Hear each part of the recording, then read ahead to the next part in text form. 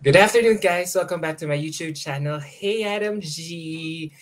Merry Christmas, everyone. And for today's Christmas Eve episode, I'll be talking to another woman of substance. Yes, I'm privileged to be having this interview with someone who's very passionate about the environment. She's a humanitarian, environmental activist, family law lawyer, and a model. And she comes all the way from Alaska. So here she is. Please say hello to Miss Earth Alaska 2022, Kimberly Keen. Hi, Kimberly. Hello. How are you? I'm so good. How are you? I'm doing good. So, what time is it over there in California right now? Yeah, it is 10 p.m. currently, and it's the eve of Christmas Eve, the 23rd. Advance Merry Christmas. Yeah, I know. And it's Christmas Eve where you are, so you're even closer. Yes. So, does it somehow make you a little? Does it make you feel a little bit different, considering that you're spending your holidays without overindulging yourself, knowing that you have a forthcoming competition to think about? Yes, I know. Holidays are definitely a lot harder now because I can't indulge myself as much, but I'm trying to sort of be in moderation. I want to enjoy the holidays a little bit. So I have some treats here and there. Tonight I had butterscotch pudding, which was very delicious. Oh, did you cook it? Did you bake it yourself? My mom made it. It was very good. All right. So wait, can we just give a shout out to a follower who's watching us right now? Yeah. Hi, Hi Ray, Ray. hello. Thank you so Thank you much for for tuning watching. in. Advance Merry Christmas. So, how do you feel that the competition is getting nearer and nearer by the day? I'm getting more and more excited. I was nervous a little bit probably about a month ago and mostly stressed because I had so much to do and our Think Global Act Local projects were, kind of wrapping up and I had to make sure that that was all good to go. And that was the most stressful thing, I think, for preparation because you really have to make sure that's a strong point of your advocacy. So that has to be very, well executed. So that was kind of stressful wrapping that up, but I was really happy to do it. And so now I'm just kind of more excited than anything. I think it's less than 3 weeks. I think it's about 2.5 weeks away. So I'm excited. I still have a lot of work to do, but I'm definitely very excited. For sure, you're gonna be doing amazing things when Thank you you. set foot there. So, as we all know, Miss Earth USA has been crowning stellar delegates for the past few years, with your country placing in the top three for the Yeah. past 3 consecutive years. So, what does this say about how American women like you are viewing the environment right now? I think it's saying something very positive about American women and their relationship with environmentalism. I think, the fact that we do champion these things and like you said, the delegates that we're sending to Miss Earth are so strong. It really speaks volumes to our culture and our societal norms slowly changing here in the US, especially among us women. But I also think a huge part of our success at Miss Earth has been in part due to our wonderful directors. Laura Clark is an amazing woman. She's done really amazing things for the Miss Earth USA organization, and she's brought the delegates up so much in the past few years. And as you've seen, I mean, the proof is in the pudding, right? The results are being shown at Miss Earth. We're constantly placing in the top, or consistently placing in the top rather. So I think it's a combination of, the great way that our society is slowly changing for the better to embrace environmentalism, and then also our wonderful, wonderful directorship that we have as part of the Miss Earth USA organization. Well, that's nice. And as I research more about you, I see that Marissa Page Butler is following you, the reigning Miss Earth USA and Miss Earth 2021 first runner up. So how long have you been friends together, and what tips, if ever, has she been giving you for the pageant? Yeah. So we just began our friendship this probably the past few months. I reached out to her because she also lives in San Diego. I live in San Diego. And so it was a really happy coincidence. And I thought, well, if the current Miss Earth USA lives in San Diego, I'd love to get in touch with her. And, originally I just wanted to kind of speak to her about her experience in the pageant, but then I learned how involved she was with her nonprofit, We Clean Trails, and so I offered to volunteer. I actually Oh, just showed up the first day, and she.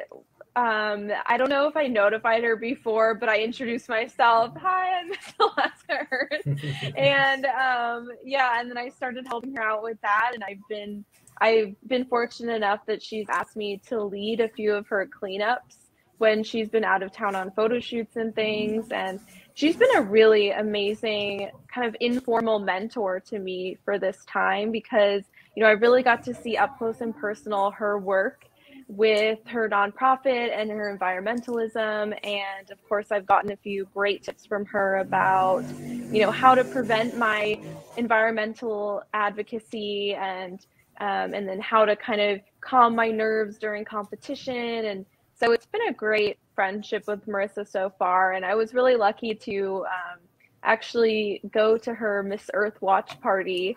And that was really exciting because I got to see her live in her costume and all her family and friends were there and we got to watch Miss Earth together. So she's been a really amazing kind of, I always say informal mentor. She's not really my mentor, but she's kind of a friend and a mentor, and we help each other out. So it's been amazing, and I'm so fortunate that I was able to meet Marissa and that we live in the same area.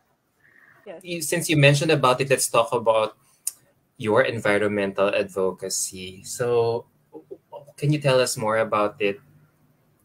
Yeah, so I am the founder of Oceana Project, which is my environmental initiative. So I founded Oceana Project just this past October after the Huntington Beach oil spill.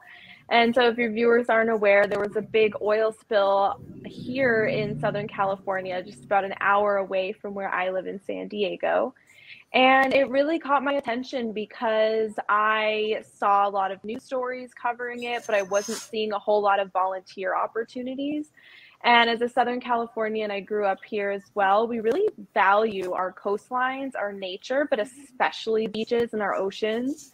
We have this deep respect for our oceans. And so when I heard about that oil spill, I thought I really want to help, but I wasn't really seeing so many volunteer opportunities. And that was because the government was actually discouraging volunteers who hadn't already had previous training. And so I thought, okay, well, this is still bothering me. I still want to do something about this issue, even if I can't in an official capacity. So that's when I started Oceana Project and I started to embark on my own ways to help with the oil spill. And so I've done a few things. I led a virtual observation trek, I guess you could say, where I encouraged people to go to their local Southern California beaches and report the damages that they saw from the oil spill, because that was all we were allowed to do. So I participated in that myself, and it was very humbling to see the effects of the oil spill because, I think even an hour up the coast, there was still a lot of damage and evidence of the oil spill down here where I live in San Diego. And then I held a really successful 5K. It was called Walk for Wildlife, Run for Refugees. And this was this past November. And so I put on a 5K. It was downtown San Diego. It was great. It was really fun. And I held it in partnership with Casey Myers-Doan, who's the founder of One Digital World. So half of the proceeds went to her foundation, where she helps with refugee education. And then the other half went to Pacific Marine Mammal Center in Laguna Beach, where they were at the forefront and still are at helping wildlife restoration from the Huntington Beach oil spill. We're able to actually utilize our garbo grabbers and fill up 5 huge bags of trash, and we did what was called plogging, which is essentially jogging and picking up trash. So we did our part in helping the environment that way as well. So that was a really, really fun time. I'm really proud of that. And going forward, I still have a bunch of other activities that I've planned. Just this next week, I'm going to hold a Facebook Live with my sister queen, Emma Loney, who's Miss Oklahoma Earth. And we're going to hold a live on our different Think Global, Act Local projects and the different legislation and policies that are in place affecting oil spills in this country and other environmental issues. So there's a lot I could say about Oceana Project. It's kind of this project that just keeps expanding as I go, but it's been really fun and excited to keep working. I love that you're having fun with your charity work, with your advocacy. So I wonder, if we try to look at the bigger picture, do you think Californians will ever get to learn any lessons from this latest oil spill? Because let's face it, when was the last oil spill before this happened? And it seems like it keeps the oil spills keep recurring and recurring, considering that the last major one was the Santa Barbara oil spill. That's right. So I mean, that's a good question, and that's ultimately part of my aim with Oceana Project, is to help with that awareness that oil spills are in fact a big danger and a big risk to our health and in the environmental health as well, that we kind of just tend to put on the back burner. So we always see, big news of oil spills, and then we assume that it's taken care of after the cleanup efforts are finished. We think, okay, the oil spill's over with now, it's cleaned up, it's fine. But inevitably, it does happen again. So luckily in California, we do have a little bit more effort on the part of different organizations and citizens that do care about oil spills and the damage that they do. And they've been advocating for local measures. But what I want to do with Oceana Project is push for that at the local level in every state in the United States, but also push it at the national level. So I really want to see that we do reduce oil spills, prevent them, but also make sure that they don't happen at all in the future. And that's going to be, that's a big hurdle. So that requires really knowing the law, knowing how to reach people, and educating them about the damages that oil spills do incur on our coastlines. Yeah, I agree. So, to be more specific, what lessons can you guys or can we learn from this latest incident of the oil spill, especially at this time of this fossil fuel driven climate change? I think a really important lesson that we need to learn just in the immediate future is we do need to look at the different ways that we're engaging with industry. So, specifically in particular with the Huntington Beach oil spill, that was due to a ship's anchor that was anchored and caught into the pipeline and just created this slow leak from this big gaping hole. And it was over time, so it kind of slowly spilled into the ocean and people didn't know what was happening until it was kind of too late. And I think a big part of that is how we're looking at our industry. What are our practices that these big businesses are engaging in, and how can we as citizens and buyers encourage them to engage in safer practices, engage in making sure that they're following certain regulations so that those things don't happen and so forth. So I think a lot of that comes from us as people just advocating and educating people on a bigger scale, and ultimately encouraging these businesses and big industry to embrace sustainability and environmentalism so that these things don't happen in the future. But can that really happen? Encourage all these businesses and even their patrons from the government to listen to an environmentalist like you? Yes, I actually do believe that it's possible, and we see it on a small scale. I mean, we see certain businesses now that, and it's becoming a little bit more trendy too nowadays to embrace things like sustainable practices. And I think a big way that we can do this actually is by looking at how environmentalism benefits industry and benefits businesses, because ultimately that's what they're looking at, right, is profit. So then the question Yes. becomes, how are we going to make sure that businesses are profiting off of environmentalism?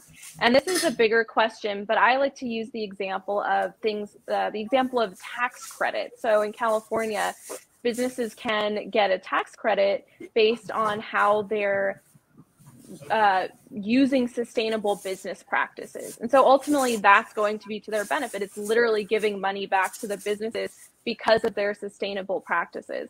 So this isn't just one example, and I'm sure there are many ways that we can come up with to make sure that businesses ultimately are going to profit from environmentalism.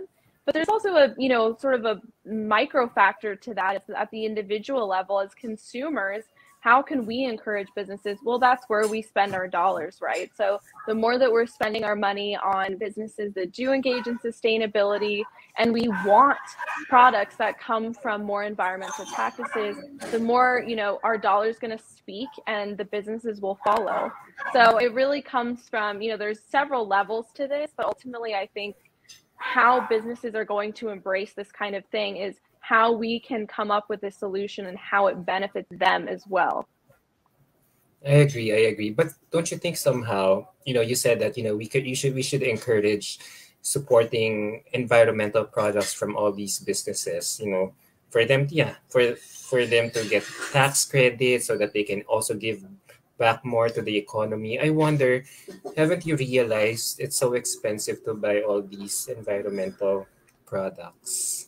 Yes. If you And I really think think that's about a it.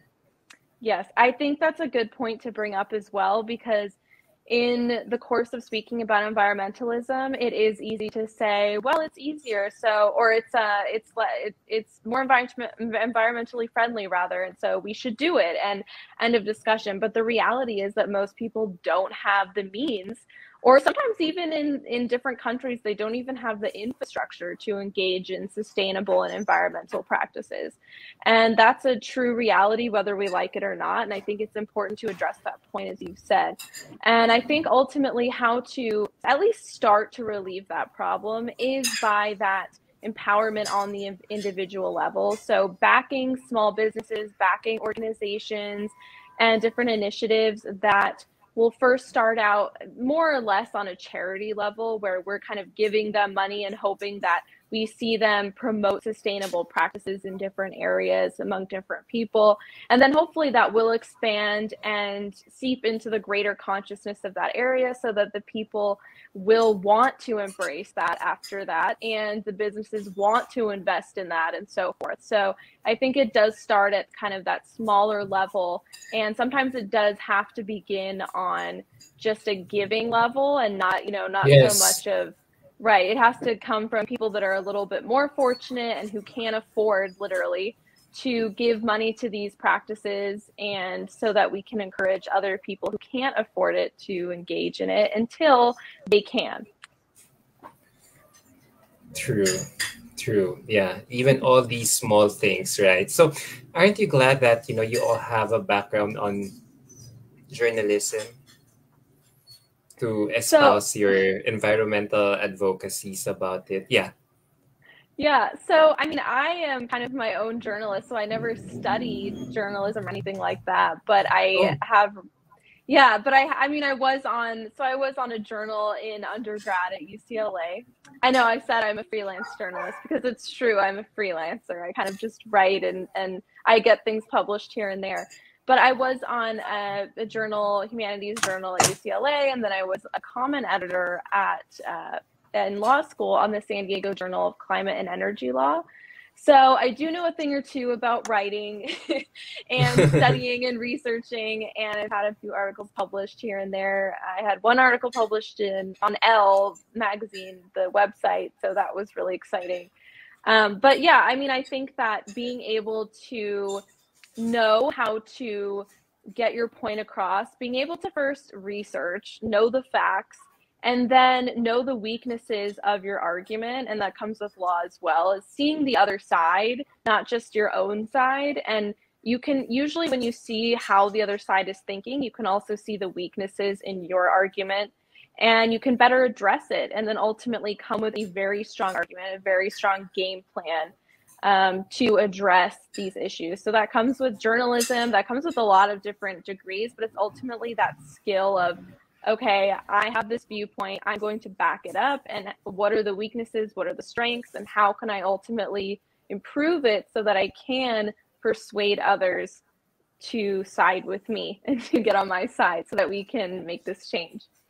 You know, the way you talk about it, yeah, with your, as you relate it with your passion, whether it's your profession or something that you do on the side, really makes you think that it really makes one thing that you really are, you really are genuinely protecting the interests of our environment, of Mother Earth. So I wonder, is there a chance for you somewhere down the road that you will,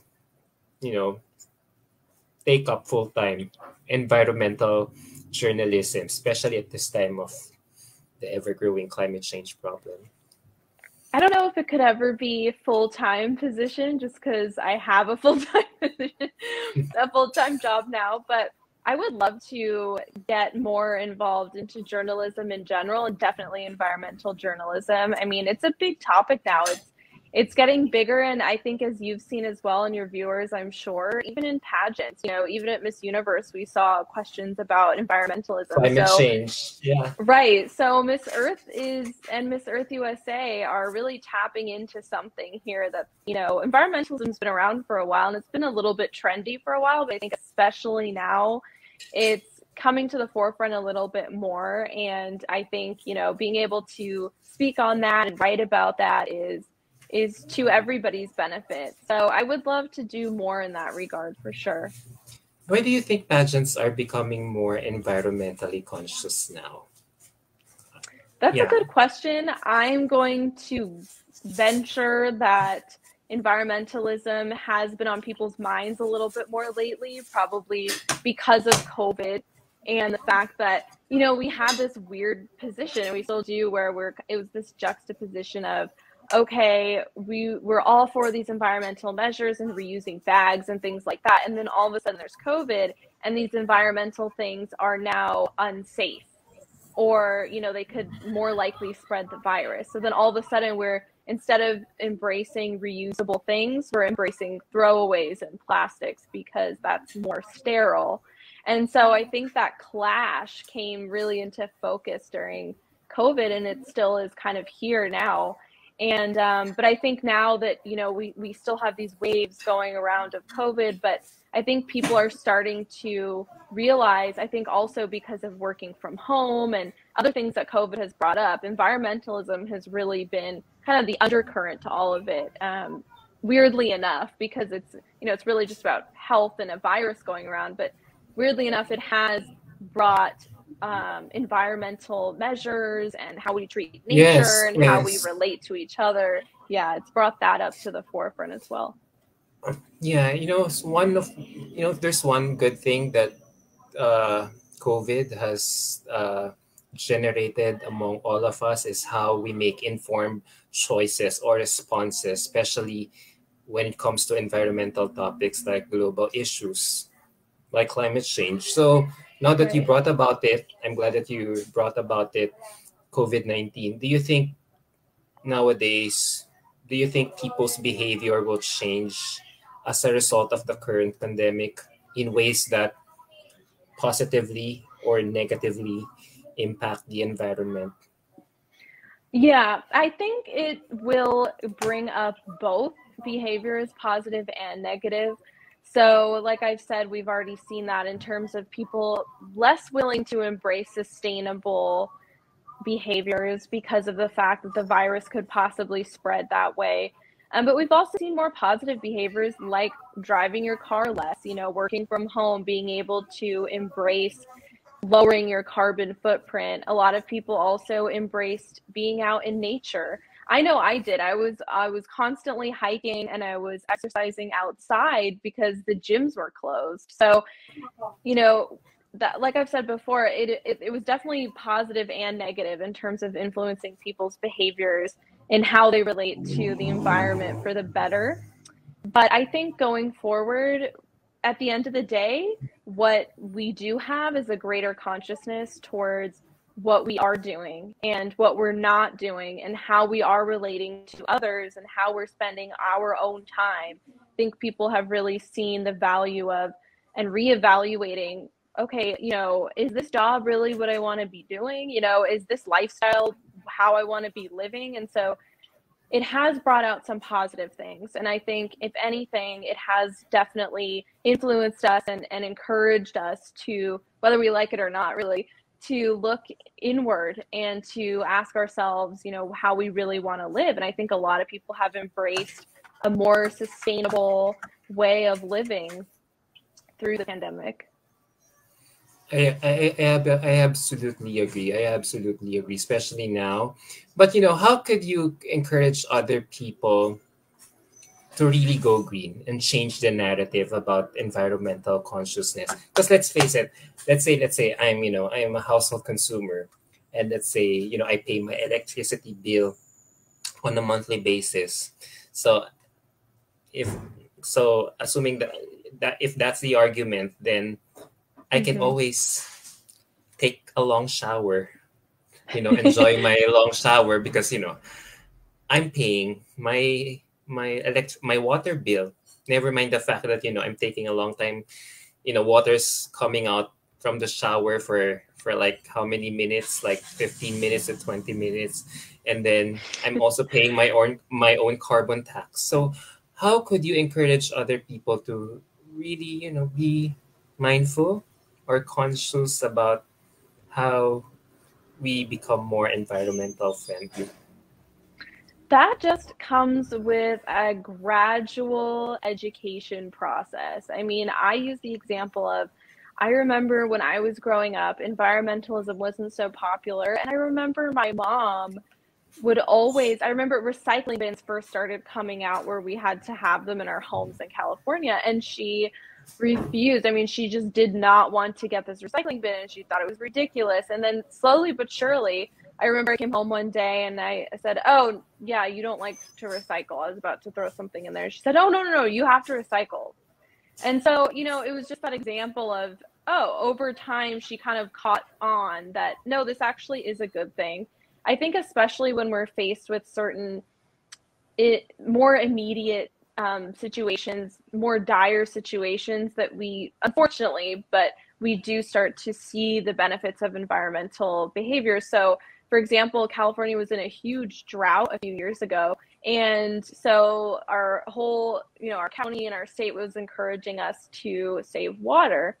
And it was like nobody even thought twice to save water because now we're in a drought, and it became this reality of, we could really not have water tomorrow, or everything could dry up and this whole state could be a mess. And so, unfortunately, it was with that dire situation, but because we did have that, and certain other things like fires here in California, which we have a lot, unfortunately. Bushfires, yeah. Yeah, that we see firsthand, okay, these measures are important and we should embrace them. And when we do make a difference, because we did eventually come out of that drought.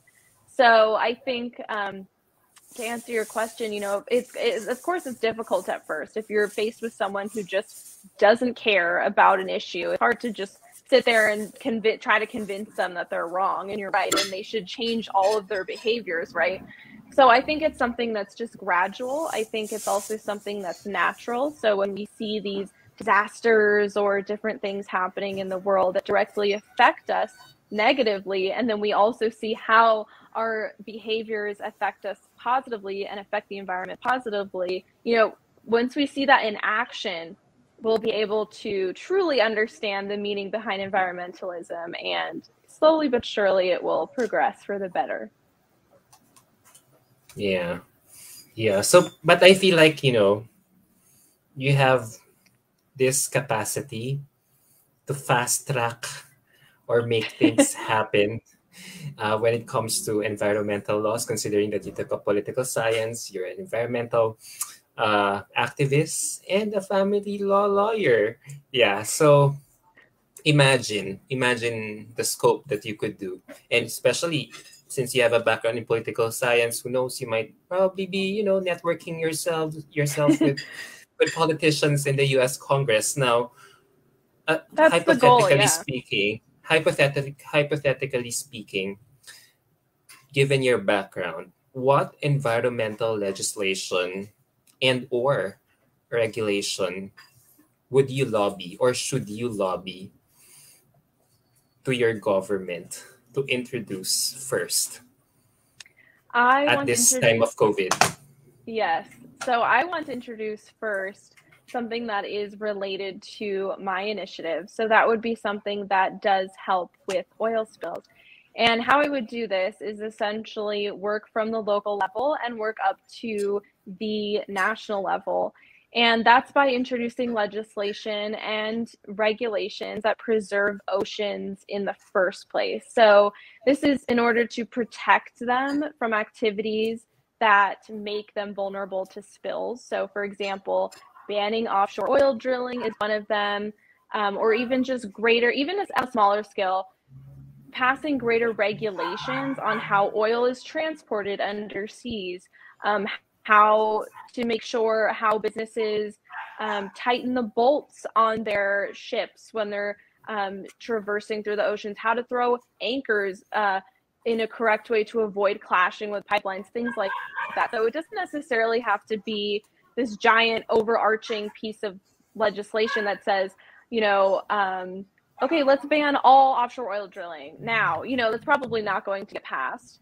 And for good reason, honestly. Nothing should be that hard line. So I think really it comes with this gradual progression of these more minor, I don't want to say they're minor laws, they're smaller, but they definitely still have a big impact, right? So making sure that these regulations are more in place on the radar. So even if they don't get passed right away, making sure that politicians embrace that a little bit more, pushing for it a little bit more each year, that is going to make a difference. And I think, that's ultimately what environmentalism is. That's what any activism it requires. You might not see a real good change for decades sometimes, unfortunately, but that's just the nature of it. When you're working from a place of, most people don't want something, it's very difficult to work against the grain and have them ultimately embrace it. So it's naturally going to take time. But I do have hope that with these gradual methods and these measures and ultimately educating people more on what's happening and how to work on an individual level to embrace sustainability, that's what's going to make the difference, slowly but surely. So it takes more than political will to affect change. Yes, Yeah. for sure. It should The ground come up, from really. all of us, Yes. from collective action. I think more than anything, it comes from our efforts on the individual level and the local level. I mean, with everything in life, because most of the time, that's like when people say local politics affect you more than national politics. It's true, it does, because that's where you're going to see the most change. That's where people have the most input as well, because you're working in a smaller community, and that's where big things happen. That's where they get to the national level. They don't get to the national level from nowhere. They start from these smaller places. Speaking of national level, now that you're going on the national stage soon for your candidacy, what change would you like to make?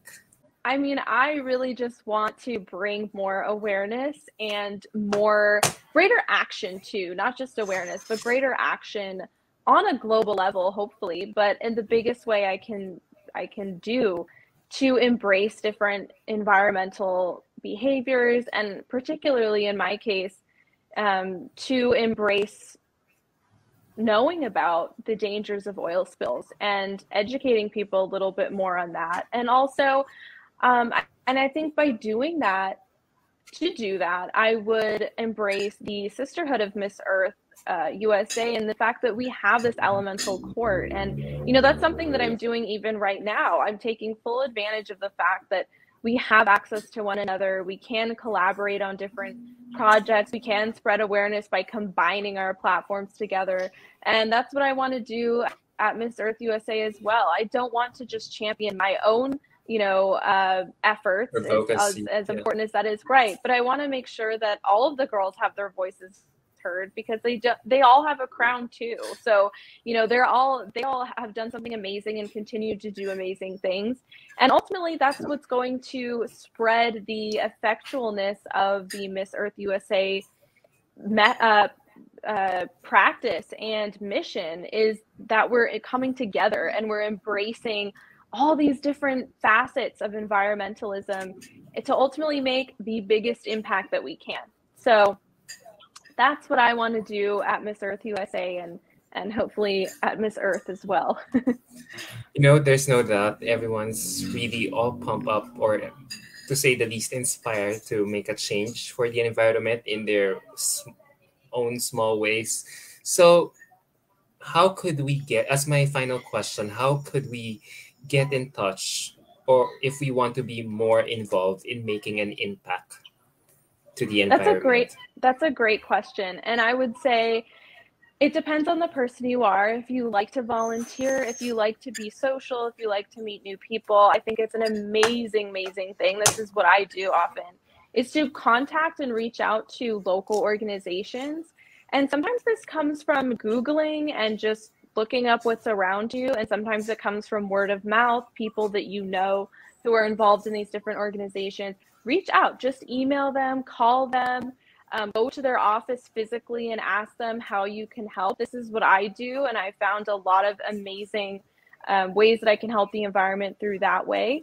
But if you're not someone who enjoys group activities, or you're just, you don't know if you're comfortable doing that, then I think ultimately just embracing different ways that you can engage in environmentalism individually. So try recycling a little bit more, try conserving your water, whatever it is. Try to reduce your carbon footprint, try to eat less meat, just Google the different ways. Information is right at our fingertips. So there's so many different ways that we can embrace that on an individual level, and you don't even know it sometimes. And it's very easy. It costs no money. A lot of times it saves you money.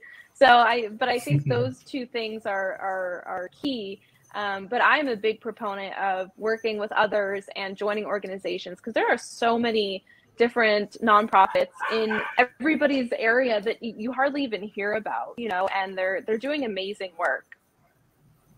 So on that note, yes, yeah, we should be proactive. We should really, we should really do something, be more proactive. Everything is just within our fingertips. The internet is there, the Google is there to assist us in whatever knowledge we want to find out about the environment, and how more so we can save Mother Earth along the way. So thank you so much. Thank you so much, Kimberly. I had a blast chatting with you for the past 30 minutes. Thank you so much. Me too. Wow. Thank you. Miss Earth USA, wow, you just keep attracting high caliber of women like Kimberly. Is increasing by the year. Like, yes. I thought Marissa is like, the quintessential Miss Earth USA, someone who's very passionate, eloquent about her environmental advocacies. But wow, there comes someone like you, who is as equally gorgeous and passionate when it comes to talking about environmental issues. Good luck on your upcoming journey. When is the pageant again? When will you all be flying to Florida? Yeah, so we're all coming in January 3rd, but I should say that you all can watch the finals on January 8th on VIPpageantry.com, and I believe that it's free streaming this year. Oh, so, finally. Yes, I know, and I'm so excited about that. So everybody can watch. But VIPpageantry.com, January 8th, don't forget it. I'm so excited. And we have amazing opening number outfits from Beauty Queens Galore. And I got mine in the mail yesterday. I can't wait for everybody to see it. It's going to be amazing on stage. I can't spoil it, but it's it's like pageant to the max. I think everybody will love that. Pageantry reimagined. Yes. But for me, what I am more excited about is you guys getting glammed up by Andrea Felipe. Yes. Yes, yeah, he does great makeup on you girls. So like, oh, I can't wait for you to sit on his makeup chair and be glammed up for the pageant. Yeah. Oh, yeah, I love that. It's so therapeutic too to get your makeup and hair done. You know, like first thing when you wake up and it's like, oh, and you just get to sit there and Yeah, enjoy. It's so relaxing. I love it. yeah, enjoy being glammed up. Yeah, Yeah, yeah, it's so and nice. thanks. All right, so thank you so much again. It's already 10, almost 11 p.m. there, and Yeah. good luck. Merry Oh, thank you so much. Christmas. Yeah, Merry Christmas. I hope you have a great holiday. Spend it with your family. Eat good Same to food. you. Save me some pudding that you Yeah. made earlier. We have one left in the fridge. I'll save it for you. Well, thank you, and I wish you luck. For sure, you'll Thank you so definitely much. kill Miss Earth USA. Like, Miss Earth USA, Lisa, and everyone else from the org. I don't envy your job right now, given the quality of women joining your competition year in and out. But wow, you guys are amazing. For you guys to attract someone like Kimberly, who is such a well accomplished woman, a family law lawyer, divorce lawyer. Wow, humanitarian. Wow, I feel like you know the guy, whoever guy you will end up with, has to really have a huge or more incredible resume than you have right now. Like wow, you could. I feel like he has to be some sort of like a George Clooney to your Amal being right now. I love that. I love them all. So yeah, we're going with that one. Yeah. All right. There ends it. Thank you so much once again. I had so Thank you much so much. fun Yeah, thank you. getting to Bye know everyone. you. Thanks for watching. Mwah. Virtual hugs and kisses all the way from Manila. And San Diego. Boy, back to you. Mwah. Take care.